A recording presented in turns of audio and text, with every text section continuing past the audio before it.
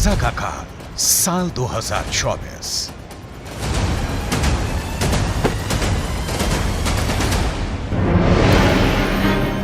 Gaza युद्ध को लगभग 3 महीने होने जा रहे हैं, लेकिन अभी तक इजराइल की आईडीएफ गाजा से हमास लड़ाकों का सफाया नहीं कर पाई है।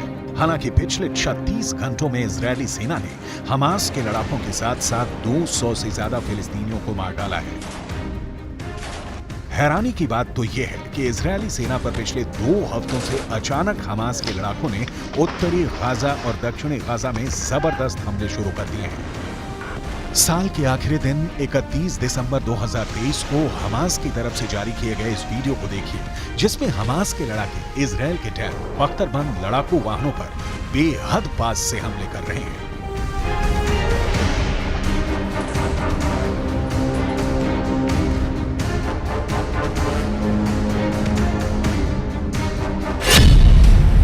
हेलमेट पहन रहे हैं टैंकों का कब्रिस्तान गाजा। हमास का टैंकों पर हमला। 31 दिसंबर 2023 को हमास की तरफ से जारी इस वीडियो को देखिए, जिसमें हमास लड़ाके बेहद करीब से इजरायली टैंक के ऊपरी हिस्से पर सीधा हमला कर रहे हैं।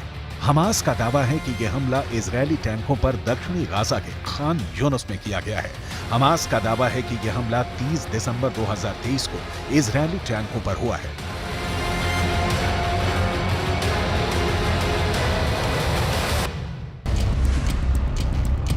इजरायल के टैंकों पर चुन चुन कर हमले हो रहे हैं, क्योंकि इजरायल का मरकावा टैंक हमास और गाजा का काल बन चुका है। इजरायल इन्हीं टैंकों से अब तक 800 से ज्यादा सुरंगें तबाह करने में मदद कर चुका है। यही वजह है कि अब हमास इजरायल के टैंकों पर बेहद पास से हमले कर रहा है। कई बार तो मुश्किल से 20 से 25 फीट की दूरी से हमास हमले कर रहा है।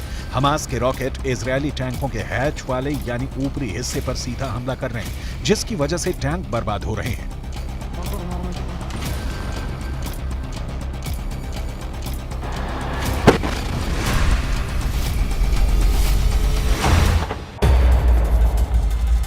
अब हमास की तरफ से जारी ये वीडियो देखिए, जिसमें हमास के लड़ाके गाजा में कब्रिस्तान बन चुके इमारतों के पीछे से इजरायली सेना पर हमला कर रहे हैं। दावा किया जा रहा है कि इस हमले में कई इजरायली सैनिकों की भी मौत हुई है।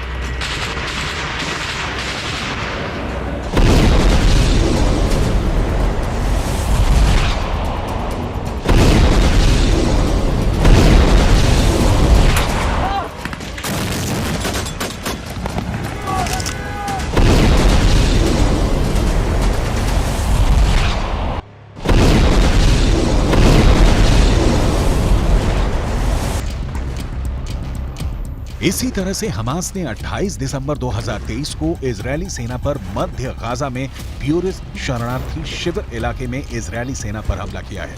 टैंक और पैदल सेना पर हमास इसी तरह से हमला कर रहा है। दावा किया जा रहा है कि इस इलाके में अभी भी इतनी ज्यादा सुरंगें बची हैं, जहां से अचानक हमास के लड़ाके हमले कर रहे हैं।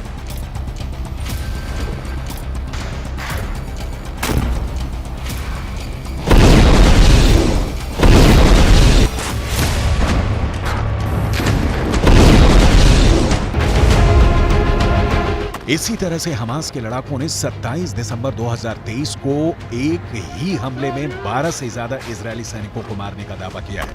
हमास का ये वीडियो किस जगह का है ये तो नहीं पता, लेकिन वीडियो में इजरायली सेना पर हमास के लड़ाकों के हमले साफ देखे जा सकते हैं। यही वजह है कि इजरायली सेना के मरकावा टैंक के ऊपर शील्ड लगाई जा रही है, ताकि टैंकों को तबाह होने से बचाया जा सके। इजरायल की मौत बना हमास का सुरंग युद्ध।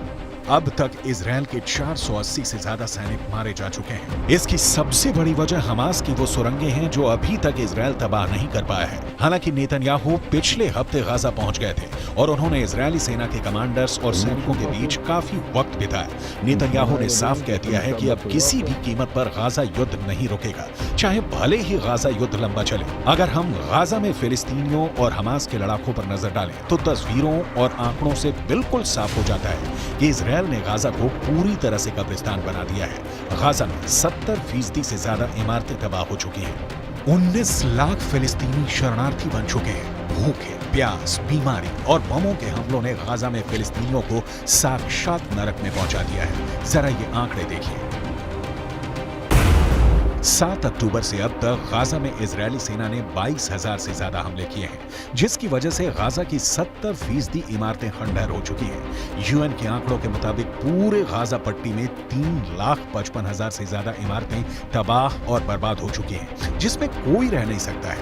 इसके अलावा स्कूल, कॉलेज की 370 से ज्यादा इमारतें पूरी तरह से इजरायली हमलों में जमीन में दफन हो चुकी हैं, जो इजरायल के खौफनाक हमलों का जिंदा सबूत है। 7 अक्टूबर 2023 से अब तक गाजा पट्टी में इजरायली सेना ने हमास के ठिकानों पर जबरदस्त हमले किए हैं, जिसकी वजह से 230 से ज्यादा मस्जिदें और पूजा घर गाजा पट्टी में तबाह और बर्बाद हो चुके हैं। गाजा में सबसे भीषण और दर्दनाक हमले इजरायल ने अस्पतालों पर भी किए हैं, क्योंकि इन्हीं अस्पतालों के नीचे हमास की दर्जनों सुरंगें हमास का हेडक्वार्टर और अड्डे बने हुए थे। हमास इन्हीं अस्पतालों की आड़ में इजरायली सेना पर हमला कर रहा था।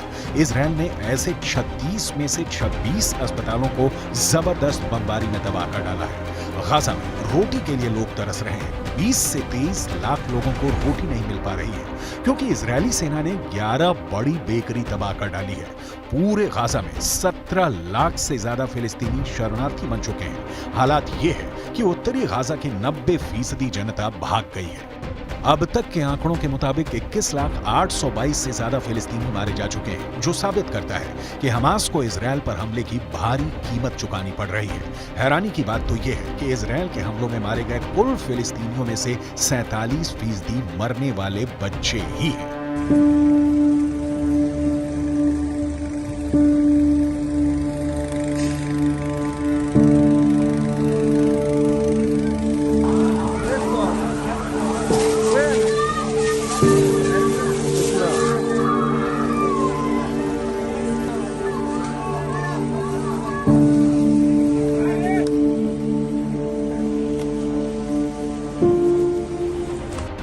इन्हीं हालातों को देखकर हमास, हिजबुल्लाह और ईरान अब इजरायल से आर पार की जंग का ऐलान कर चुके हैं, लेकिन नेतन्याहू ने साफ चेतावनी दे दी है कि कोई जिंदा नहीं बचेगा। לוחמים על הקרקע, לפעמים גם מתחת לקרקע, ויש לנו עיניים בשמיים. אנחנו אומרים למחבלי החמאס, אנחנו רואים אתכם ואנחנו נגיע אליכם.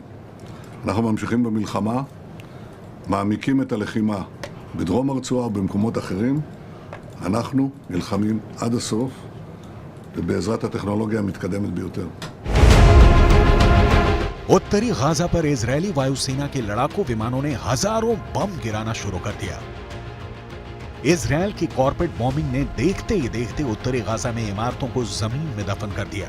यहां तक कि उत्तरी गाजा में इजरायली सेना ने मरकावा टैंक से हमले शुरू कर दिए। इजरायली डिफेंस फोर्स की रीढ़ मरकावा टैंक पर हमास के लड़ाकों ने भी जबरदस्त पलटवार किया और कई दर्जन टैंक लगभग 90 दिन की जंग में तबाह कर दिए। हमास के लड़ाकों ने सुरंगों से निकलकर उत्तरी गाजा में हमले किए। इजरायल ने लगभग 90 दिन की जंग में हमास के टॉप कमांडर्स को चुन चुन कर मारा है। अब तक 100 के करीब हमास के कमांडर मारे जा चुके हैं। लेकिन जिस तरह से हमास गाजा में पलटवार कर रहा है, उससे साफ हो चुका है कि साल 2024 गाजा के लिए बहुत विनाशक साबित होने जा रहा है।